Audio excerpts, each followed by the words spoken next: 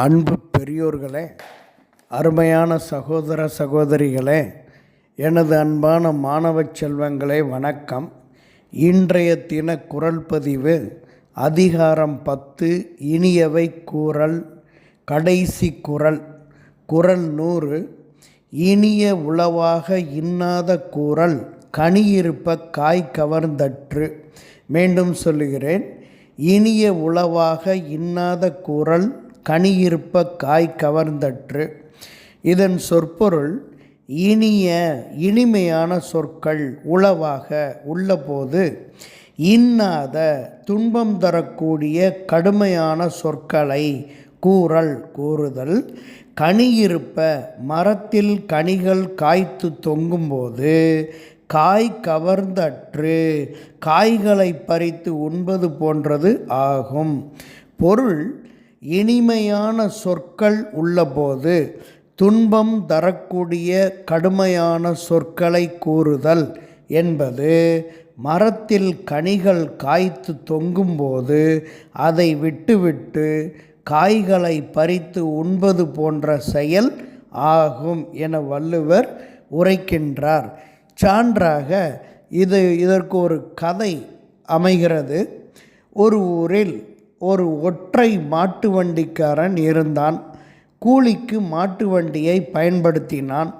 வயல் களத்திலிருந்து வைக்கோல் கட்டுகளை முதலாளியின் வீட்டிற்கு அருகில் படப்பு போட மாட்டு வண்டிக்கு கூலி பேசினான். மொத்தம் 1000 கட்டுகள் இருந்தன. 10 கட்டுகளாக மாட்டு வண்டியில் ஏற்றி படப்பு போடும் இடத்திற்கு ஏற்றி சென்றான். மாட்டிற்கு சிறிதும் ஓய்வு கொடுக்கவில்லை.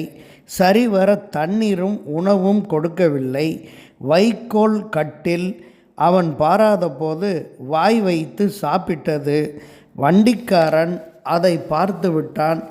ஏய் மாடே, அருவி கட்ட சனியனே, நீயே தின்று விட்டால் முதலாளி எனக்கு கூலி கொடுக்க மாட்டான் என கூறிக்கொண்டே தார்க்கம்பை வைத்து அடித்தான்.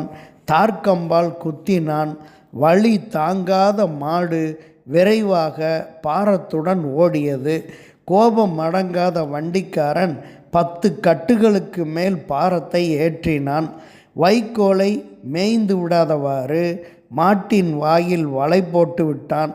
ஒரு வழியாக பாரத்தை முழுவதும் கொண்டு போய் முதலாளியின் வைக்கோல் படப்பில் சேர்த்தாச்சு. மாடு தின்னதை கழித்து கொண்டு மீத கூலியை முதலாளி கொடுத்தான். வண்டிக்காரனுக்கு மாட்டின் மீது அதிக கோபம் ஏற்பட்டுவிட்டது. அன்று முழுவதும் மாடு பட்டினிதான். மறுநாள் காலை சிறிதளவு மாட்டிற்கு தண்ணீர் காட்டிவிட்டு வண்டியில் விறகு ஏற்றினான். பாரம் தாங்க முடியாமல் மாட்டால் வண்டியை இழுக்க முடியவில்லை. மாட்டு சனியனே, பேய் மாதிரி திங்க மட்டும் ஆசைப்படுறியே, ஒழுங்கா வண்டியை இழு என கத்தினான். தாங்க முடியாமல் மாடு படுத்துவிட்டது. பின்பு புரிந்து கொண்ட அவன் விறகு பாரத்தை குறைத்தான். மாட்டிற்கு தண்ணீர் வைத்தான். பின்பு அழைத்து சென்றான். இதுவே இக்கதைக்கு பொருத்தமானதாக, இந்த குறளுக்கு பொருத்தமானதாக அமைகிறது. நன்றி. மு. சமுத்திரம், ஆசிரியர்.